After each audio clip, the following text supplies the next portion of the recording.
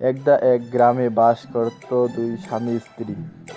তারা নিজেদের মধ্যে নানা রকমের কথোপকথন করছে এবং তার স্বামী স্ত্রী মিলে বেড়াবার যাবার জন্য একটি সুন্দর পরিকল্পনা করছে এবং তারা কিছুক্ষণের মধ্যেই তারা রেডি হয়ে বাইরে যাওয়ার জন্য রওনা দিবে।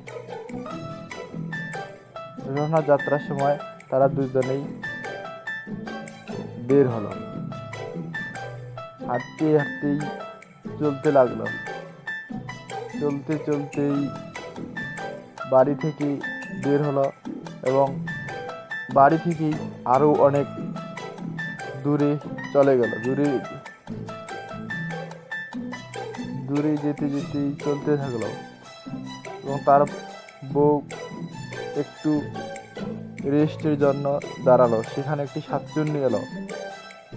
শাকচুন্নির সাথে নানা কথোপকথনের পর শাকচুন্নি তাদের নানা রকমের কথা বলল এবং তাদের মধ্যে নানা রকমের রাগারাগি হয়ে শাকচুন্নি খুব রেগে গেল এবং তাদের নানা কিছু বলতে লাগলো। শাকচুন্নি তারা রাগ হয়ে তাদের মধ্যে এমন অভিশাপ দিল যে তারা দুজনেই পাখি হয়ে গেল। শাকচুন্নি তাদের নানা রকমের কথা বলে যে তোমরা পরের জন্মে যাবত মৃত্যুবরণ করবে না, তাবত পাখি রূপ তোমাদের ঠিক হবে না।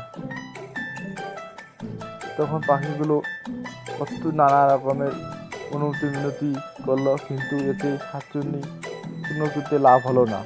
তাই পাখিগুলো খুব দুঃখ প্রকাশ করলো এবং তারা সেখান থেকে আস্তে আস্তে কান্না করে গেল এবং সেখান থেকে চলে গেল।